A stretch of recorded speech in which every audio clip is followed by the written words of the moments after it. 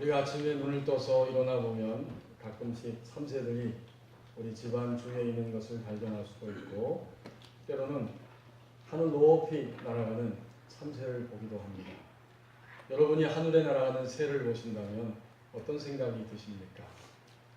아마도 각자 새를 바라보면서 느끼는 생각과 감정은 다를 것인데, 보편적인 생각 중에 하나가 있다면, 나도 저 푸른 창공을 저 꼭대기까지 자유롭게 비상하고 있는 저 참새처럼 자유로운 삶을 살아갔으면 좋겠다. 아마 이렇게 현대인은 너무나 복잡하고 피곤하고 장애물이 많기 때문에 그런 생각들을 한두 번쯤은 하셨을 것입니다. 참새는 1층에도 있고 30층에도 있고 50층에도 있고, 심지어는 비행기 그 프로펠러에도, 거기에도 참새가 있다고 합니다. 새들이 있다고 합니다. 그러니 새는 정말 이 땅에 머물러 있지 않고 높은 곳을 나르면서 마음껏 자유를 만끽하고 있다는 것은 우리 모두가 느낄 수 있는 하나의 현실입니다. 하나님을 믿는다는 것은 이와 같습니다. 우리가 5살 때, 10살 때, 20살 때, 30살, 50살, 60살, 그리고 지금 70을 넘어서 80을 넘어서까지 교회 안에 발을 들여놓고 하나님을 섬긴다고 하면서 예배당 안에 들어와 있는 우리를 보십시오. 그리고 우리에게 묻고 스스로 대답해 보십시다. 하나님을 믿는 횟수와 시간이 많았던 만큼 내 안에는 푸른 창공을 저렇게 아름답게 멋지게 날아가는 새만큼 자유가 찾아와 있는가? 아멘. 이 아침 한 주간을 보내고 주님 앞에 나왔습니다. 여전히 나의 속을 붙잡고 있고 내 감정과 생각을 점령하고 있어서 하나님이 전부이시지만 하나님이 전부라고 고백할 수 없고 믿을 수 없고 순종해 드릴 수 없는 그 어떤 것이 우리 안에 있습니까? 그럼에도 불구하고 확실히 신앙은 예수님 믿고 난 다음에 점점 자유하는 놀라운 그런 믿음의 세계이고, 하나님은 우리에게 무엇을 주시려고 구원의 백성으로 삼으셨느냐? 오늘 하나님이 창세기 28장을 통해서 말씀하신 것을 보면 결국 하나님이 나에게 우리에게 주시는 것은 하나님을 알면서 믿으면서 체험하면서 하나님께 순종하면서 진정한 자유의 길로 가게 하는 것, 그것이 하나님이 우리에게 주시고자 하는 전부입니다. 하지만 우리는 여러 가지 면에서 그 자유를 얻지 못했기 때문에 오늘 아침에도 여전히 나에 의해서 자유가 시작되는 것이 아니라 우리 가운데 다가오신 하나님이 지금 여기에 계십니다. 오늘 10절 말씀부터 14절 말씀에 보면 지금도 하나님은 우리에게 다가오십니다. 야곱이 브엘세바에서 떠나 하란으로 향하여 갔다. 11절에 보면 한 곳에 이르러 해가 졌는데 거기서 유숙하려고 그곳에 한 돌을 가져다가 베개로 삼고 거기 누워서 잠을 청하고 있었다. 지금처럼 여관이 있고 호텔이 있는 시대가 아니잖아요.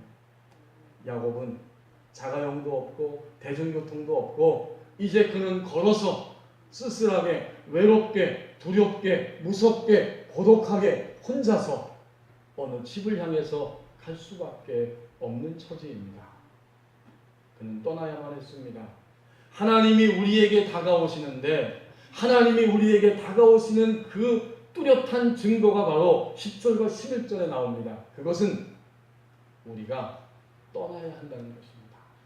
어떤 것을 떠날까요? 내가 익숙해 있었던 것, 내가 여전히 붙들려 있는 것, 그리고 나를 둘러싸고 있는 모든 것에서 먼저 떠날 수밖에 없도록 우리의 상황을 몰고 가시는 겁니다. 이제 야곱이 왜 떠나야 했을까요? 27장 뒷부분에 나오죠. 여러분 함께 보십시다. 27장 41절 말씀부터 46절까지의 말씀에 야곱이 왜 혼자 떠나야 했는지 그 내용이 나옵니다. 27장 41절, 우리 46절까지 한 절씩 교독하겠습니다. 그의 아버지가 야곱에게 축복한 그 축복으로 말미암아 에서가 야곱을 미워하여 심중에 이르기를 아버지를 곡할 때가 가까웠은즉 내가 내 아우 야곱을 죽이리라 하였더니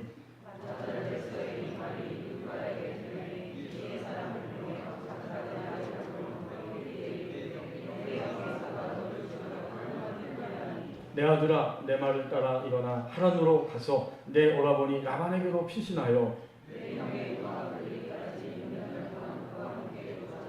내 형의 분노가 풀려 내가 자기에게 행한 것을 잊어버리거든 내가 곧 사람을 보내어 너를 거기서 불러오리라 어찌 하루에 너희 둘을 이루랴.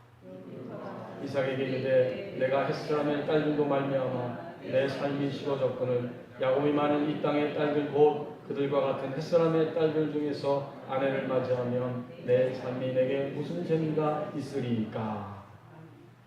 가정에서 일어난 일 때문에 야곱은 떠날 수밖에 없습니다. 형을 속였습니다. 형의 장자권을 먼저 빼앗고 이제는 아버지가 눈을 감기 얼마 되지 않는 시점에서 장남에게 주는 아버지를 통해서 하나님이 부어주시는 그 축복의 권리까지 속여서 빼앗아버리고 말았고 에서는 속에서 분노를 감출 수 없습니다. 이제 아버지를 곡할 때가 됐다. 내가 야곱을 죽일 것이다. 하지만 어머니에게 그 이야기가 들려지고 드디어 야곱은 집을 떠나야만 하는 신세가 되고 맙니다. 오늘 우리 가운데 떠날 수밖에 없는 코너로 몰리는 상황이 혹시 있다고 한다면 그것은 다름 아닌 하나님이 바로 저와 여러분에게 다가오시는 하나님의 손길입니다. 아멘. 우리 성도님들이 그런 얘기하는 걸 듣고 저 역시도 그런 생각을 어떨 때는 하고 있습니다. 나는 억울한데, 나는 답답한데 저 사람은 왜 나를 몰라주나? 왜 저 사람이 저토록 나의 인생에서 나를 힘들게 하는가? 아무에게도 나의 속을 다 털어놓을 수가 없구나. 그것이 코너에 몰리는 것입니다.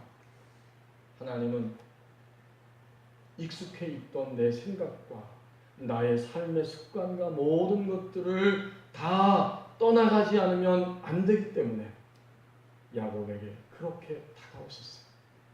자의에 의해서가 아니라 어쩔 수 없는 타의에 의해서, 환경에 의해서 야곱은 이제 홀로 고독의 길을 걸어갈 수밖에 없습니다. 분명히 깨닫습니다. 오늘 나의 삶이 고독하고 사방으로 우겨싸 있는 것 같고 답답하고 견딜 수 없고 이 사람도 걸리고 저 사람도 걸리고 도저히 감당할 수 없는 이런 상태에 처해 있다면 그것은 하나님이 우리를 향해서 다가오시는 바로 그 순간입니다. 이것은 신앙 바깥에서는 이해할 수 없는 이야기지만 믿음 안에서는 너무나 뚜렷한 이야기입니다. 다가오셔서 12절 말씀 이하에 보니까 하나님이 두 가지를 행하시는데 먼저 사다리를 보여주셨어요. 사다리가 땅에서 시작해서 하늘까지 하늘가에 그 사다리가 다 있습니다. 하나님의 천사들이 오르락 내리락 합니다. 사다리를 보여주시고 또 하나님이 말씀하십니다. 나는 너의 조부 아브라함의 하나님, 너의 아버지 이삭의 하나님이다. 너의 누워있는 것을 보아라. 내가 이 땅을 너의 자손에게 줄 것이다. 내 자손이 땅의 티끌과 같이 많아질 것이고 그리고 동서남북 사방으로 다 번져갈 것인데 모든 족속이 지구촌의 모든 사람들이 너 때문에 너의 자손 때문에 복을 받을 것이다. 아멘. 이 사다리는 야곱의 사다리이면서 우리 그리스도인의 일생의 사다리입니다. 아멘. 하나님이 왜 사다리를 보여주셨어요? 야곱 너는 이제 내가 너에게 다가온다. 그리고 이 사다리를 통해서 너의 일생이 진행되어야 하는데 내가 너에게 약속한 모든 것들 그것들을 너에게 다 복으로 줄 것이다. 아멘. 하지만 야곱은 단숨에 그렇게 될 수 없어요. 이제 그는 하나님의 음성을 들으면서 자신의 일생이 사다리를 한 계단 한 계단 올라가야 한다는 사실 그것을 아주 희미하게 다 깨닫지 못하고 아주 희미하게 감지하고 있을 뿐입니다. 성도 여러분, 하나님 우리에게 다가오시는데요. 다가오셔서 말씀하십니다. 너는 복이 될 것이다. 복을 증거하고 나눠주는 사람이 될 것이다. 그런데 그 전에 사다리를 하나씩 하나씩 타고 올라가서 너의 인생 전체가 하늘 꼭대기까지 올라가는 그 지점까지 가야 한다. 아멘. 이렇게 야곱에게 다가오셨고 오늘 저와 여러분에게 다가오십니다. 아멘.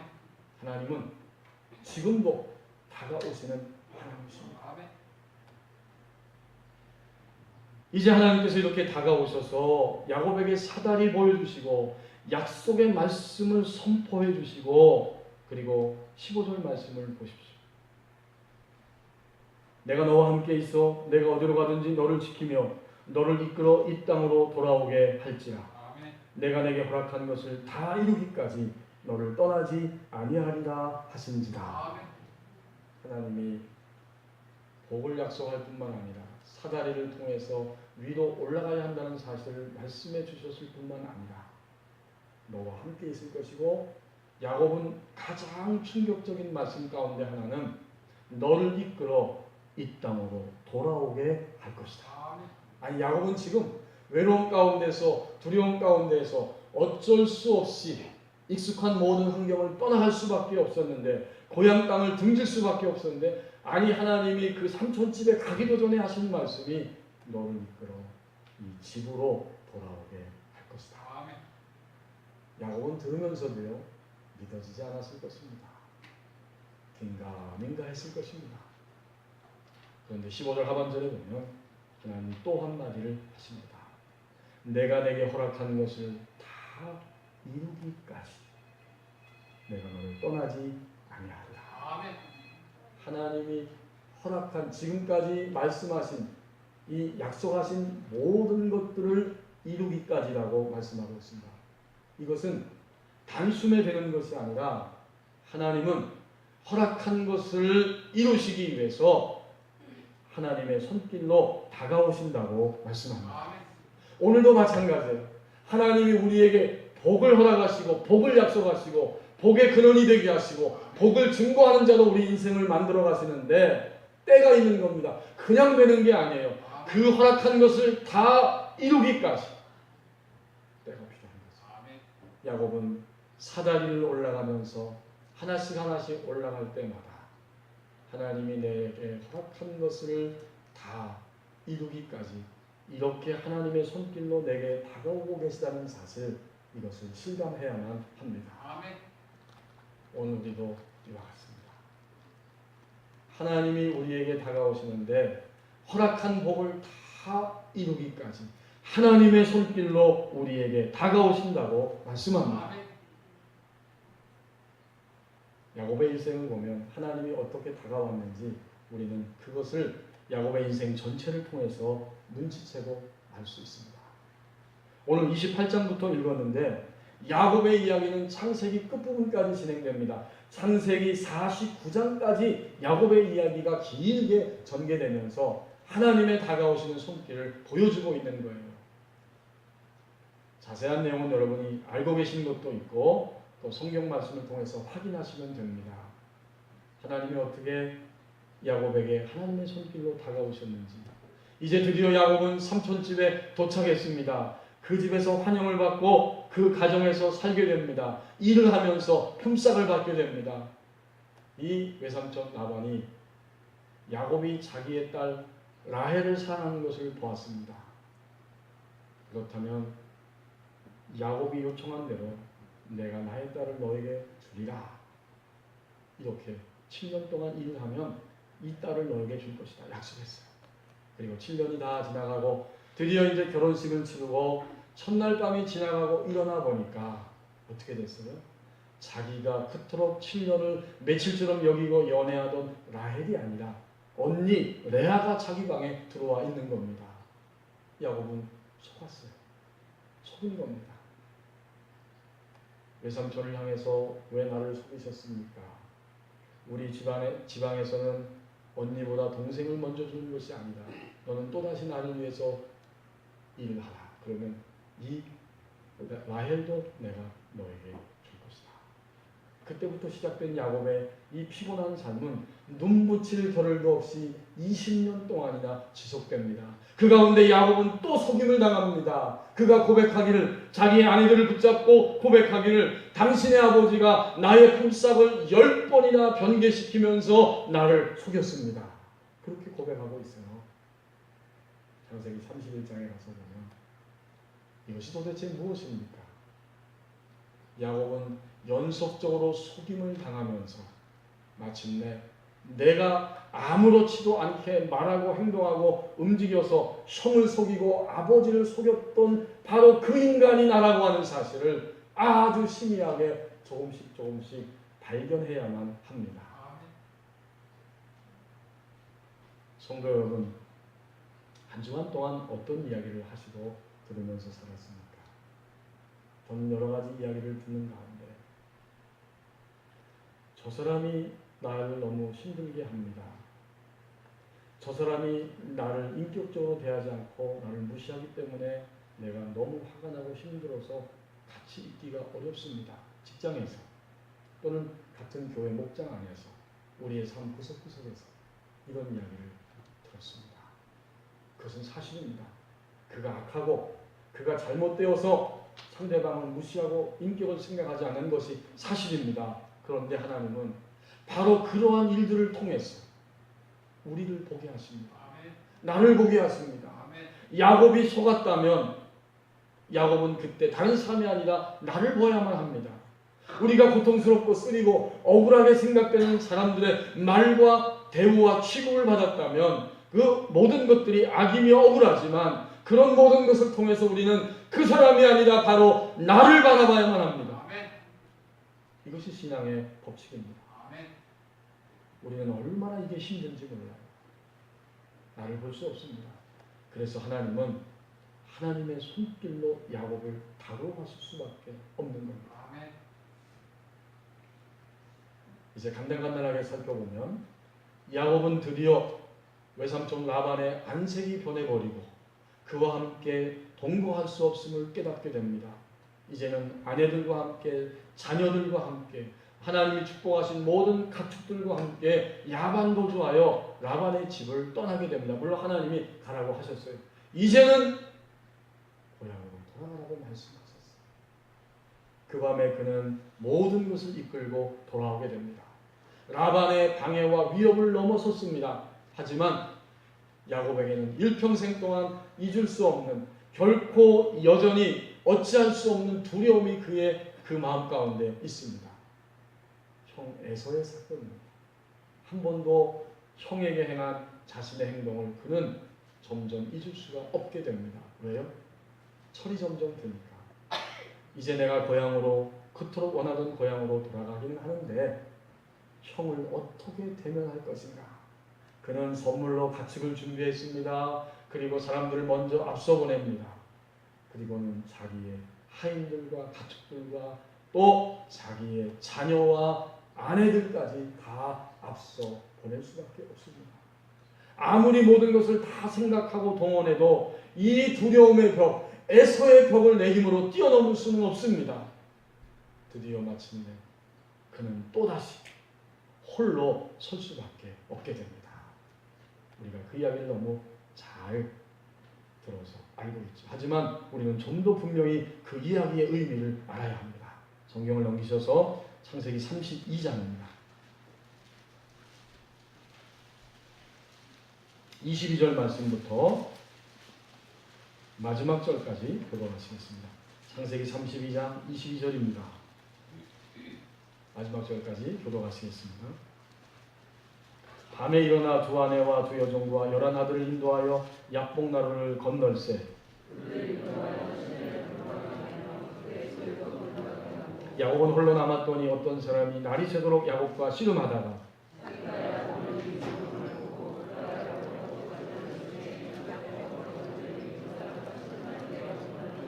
그가 이르되 날이 새려하니 나로 가게 하라. 야곱이 이르되 당신이 내게 축복하지 아니하면 가게 하지 아니하겠나이다.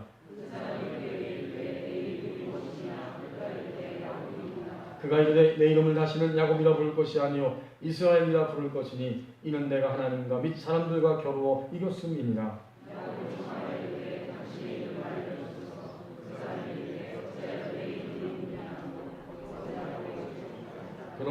야곱이 그곳 이름을 브누엘이라 하였으니 그가 이르기를 내가 하나님과 대면하여 보았으나 내 생명이 보존되었다 함이더라.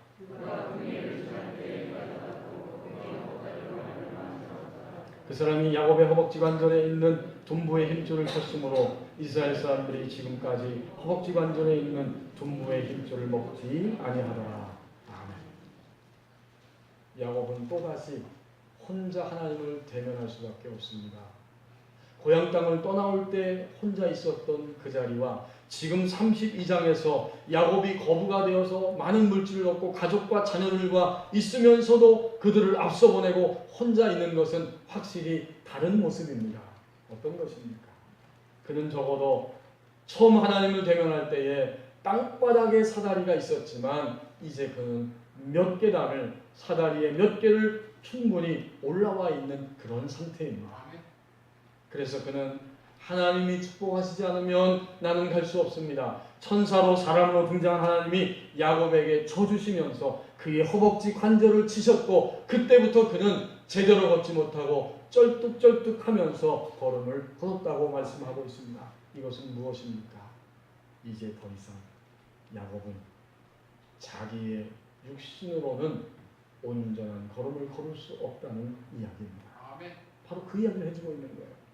밤새 씨름하면서 허벅지 관절을 쳤을 때에 그는 쩔뚝쩔뚝거리면서 이제 더 이상 나의 인생은 내 육신이 앞서서는 안 된다는 사실을 그는 그 사건을 통해서 아주 깊이 경험하게 됩니다.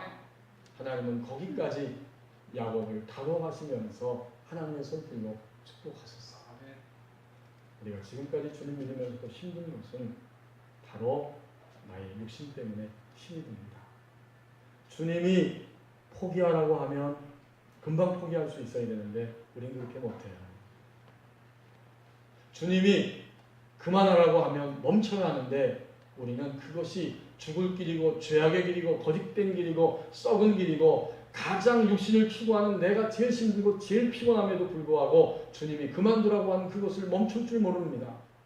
그래서 하나님은 야곱의 환도뼈를 치시면서 절룩거리면서 드러나게 하시고 내가 더 이상 육신이 움직이면 정상적인 걸음을 걸어갈 수 없다는 것을 우리에게 보여주십니다. 그래서 32장 마지막 부분에서는 이런 말씀하고 있어요. 그 사람이 야곱의 허벅지 관절에 있는 둔부의 힘줄을 쳤기 때문에 이스라엘 사람들이 지금까지 허벅지 관절에 있는 둔부의 힘줄을 먹지 아니하더라. 이스라엘 사람들은 결코 그걸 먹지 않습니다. 영적 이스라엘 하나님 백성된 우리들은 결코 그것을 먹지 않습니다. 더 이상 내가 생각하고 말하고 판단하고 내가 가지고 있는 지식 아래서 우리는 움직일 수는 없습니다. 그것이 육신이기 때문에 그것을 선택하고 가면 박수 받을 수도 있고 잘한 것 같고 해결점이 우리에게 나타나는 것 같지만 그것은 하나님 앞에서 죄악입니다. 하나님이 야곱을 여기까지 지금 손길로 끌고 가시고 다뤄가십니다. 우리가 육신대로 살면 가장 힘든 것은 다른 사람이 아니라 바로 나 자신입니다. 정말 그래요, 여러분. 미워하면 안 됩니다 하는 것을 머리는 이해하고 있지만 그러면서도 미워할 수밖에 없는, 그래서 가장 힘든 것은 나입니다. 고약하게 행동해서는 안 된다는 걸 알고 있습니다.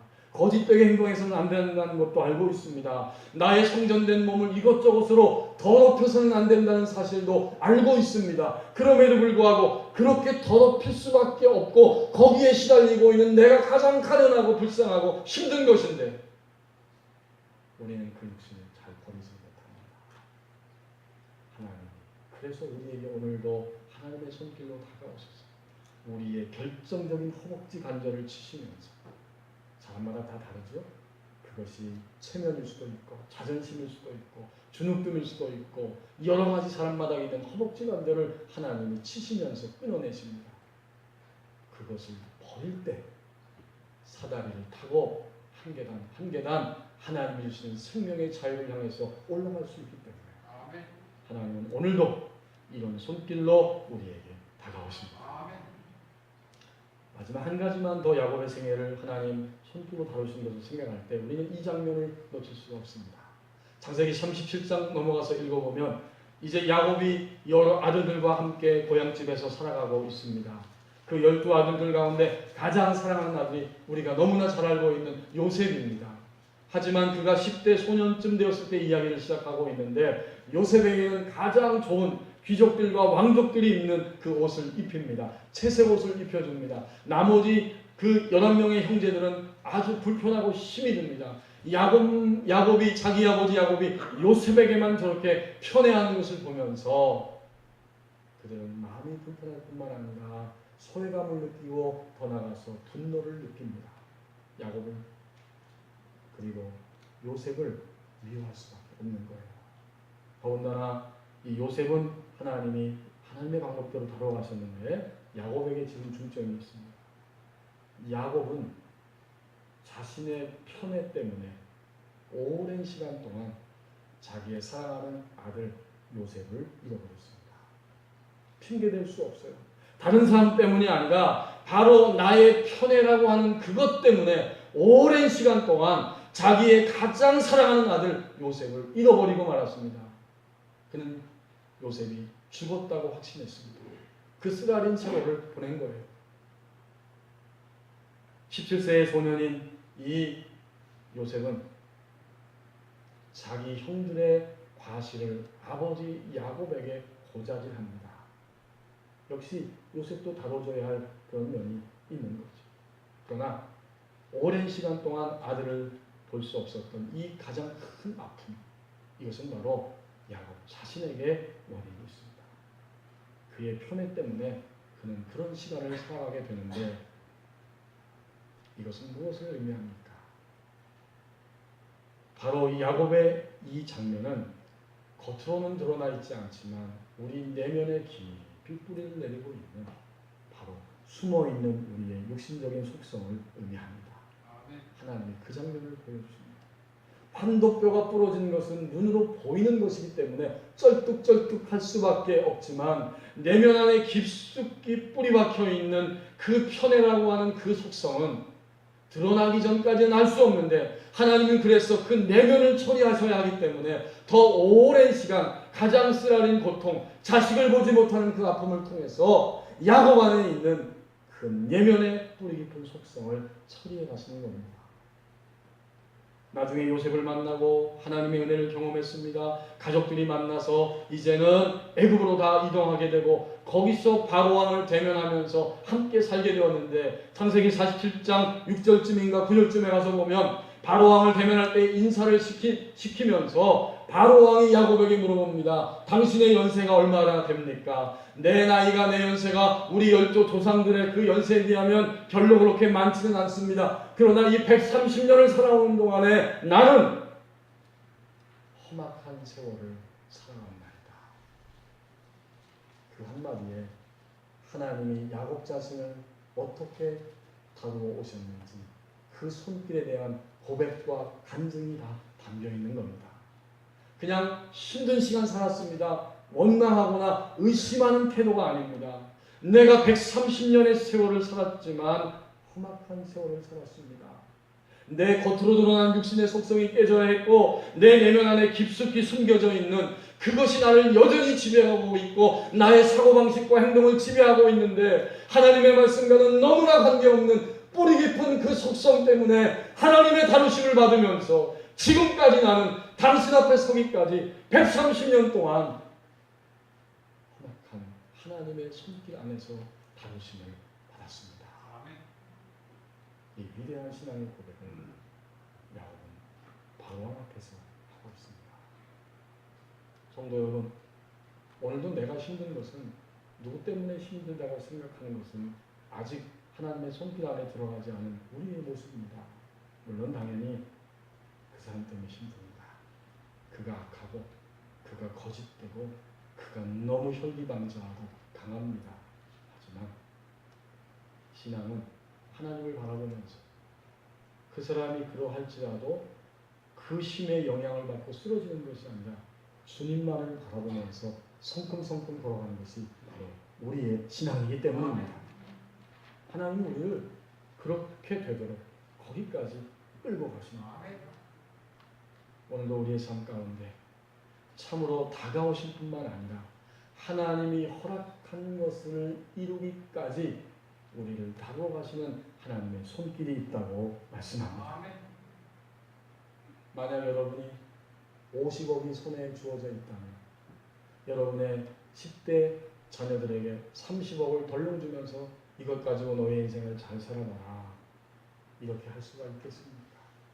하나님이 허락한 복은 이미 다 주어져 있는데 그것이 야곱의 것이 되기까지는, 그것이 허락되어서 야곱의 손 안에서 자기도 복이 되고 사람들에게 복을 나누는 자가 되기까지는 이러한 하나님의 다루심의 손길이 필요했던 것입니다. 이제 본문 돌아와서 마지막 16절 말씀을 보십시오. 드디어 야곱은 사다리를 하나씩 하나씩 타고 올라가더니 어떻게 되었는가? 창세기 28장 16절에 보면 내면 안에 계신 하나님을 드러내는 예언자적 신앙의 자리까지 올라갔다고 말씀합니다. 야곱이 잠이 깨어서 너무나 충격을 받으면서 감격스럽게 고백하기를 여호와께서 과연 여기 계시오를 내가 알지 못하였도다. 어디에?